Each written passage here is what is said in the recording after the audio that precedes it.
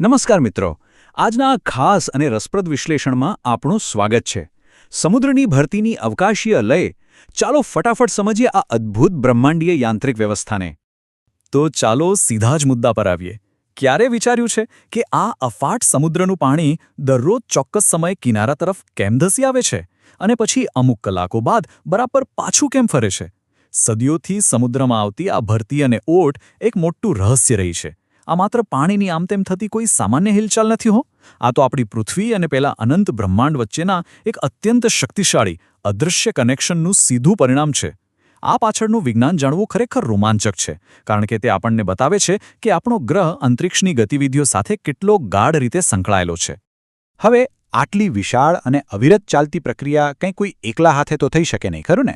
આ મહાકાય ઘટના પાછળ મુખ્યત્વે ત્રણ કુદરતી બળો બેકગ્રાઉન્ડમાં એક સાથે કામ કરી રહ્યા છે. આ યાંત્રિક વ્યવસ્થાને સમજવા માટે આ ત્રણેય બળોને જાણવા બહુ જ જરૂરી છે. પહેલું બળ છે ચંદ્રનું ગુરુત્વાકર્ષણ, જે પૃથ્વી પરના પાણીને પોતાની તરફ ખેંચે છે.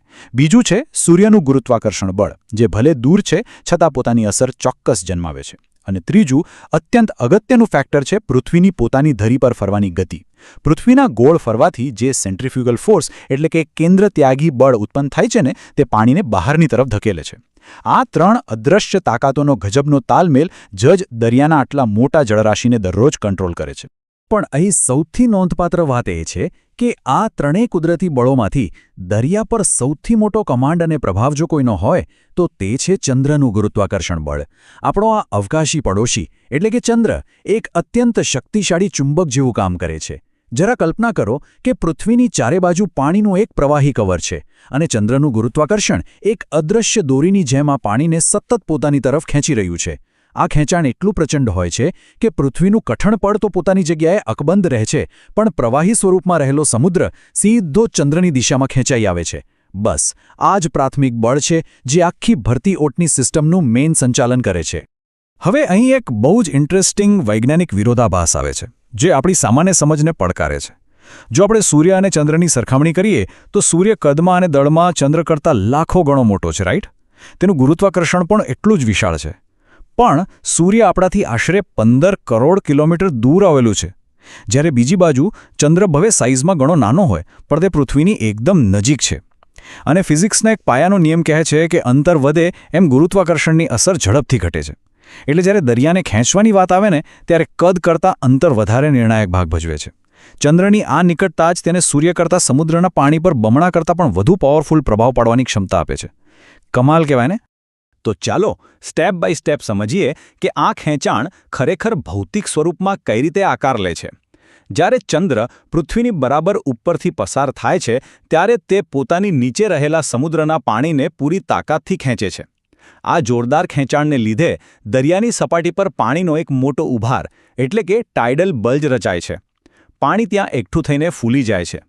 હવે પૃથ્વી તો પોતાની ધરી પર સતત ફરતી જ રહેવાની. એટલે જેમ જેમ પૃથ્વી ફરે છે તેમ તેમ પૃથ્વી પરના અલગ અલગ ભૌગોલિક વિસ્તારો વારાફરતી આ ફૂલેલા પાણીના ઝોનમાંથી પસાર થાય છે. જ્યારે પણ કોઈ દરિયા કિનારો આ બલ્જમાં પ્રવેશે ત્યારે ત્યાં અચાનક પાણીનું સ્તર ઊંચું આવી જાય છે. બસ આને જ આપણે ભરતી અથવા હાઈ ટાઇડ કહીએ છીએ. આ એક અત્યંત સુંદર અને લયબદ્ધ યાંત્રિક શૃંખલા છે જે દરરોજ ઘડિયાળના કાંટાની જેમ રિપીટ થાય છે. આ અદ્ભુત પ્રક્રિયાઓને સમજ્યા પછી ખરેખર એક અત્યંત ઊંડો અને જબરદસ્ત વિચાર આવે છે. છે ને એકદમ અકલ્પનીય વાત? અંતરિક્ષના વિશાળ શૂન્યાવકાશમાં રહેલો આપણો સૌથી નજીકનો પડોશી પૃથ્વીના અબજો ગેલન સમુદ્રી પાણીને રોજ માત્ર પોતાની એક અદૃશ્ય તાકાતથી કઈ રીતે નચાવે છે? આ અદૃશ્ય શક્તિ અને બ્રહ્માંડની આ જટિલ સંચાલન વ્યવસ્થા આપણને પ્રકૃતિની વિશાળતા વિશે વિચારતા કરી મૂકે છે. તો હવે પછી જ્યારે પણ તમને દરિયા કિનારે લહેરોને જોરથી અથડાતી જોવાનો મોકો મળે ત્યારે ચોક્કસ યાદ રાખજો કે ત્યાં માત્ર પાણીની હિલચાલ નથી થઈ રહી, પણ અંતરિક્ષની એક અદૃશ્ય શક્તિનું ભવ્ય નૃત્ય ચાલી રહ્યું છે. આજના આ રસપ્રદ વિશ્લેષણમાં જોડાવા બદલ ખૂબ ખૂબ આભાર.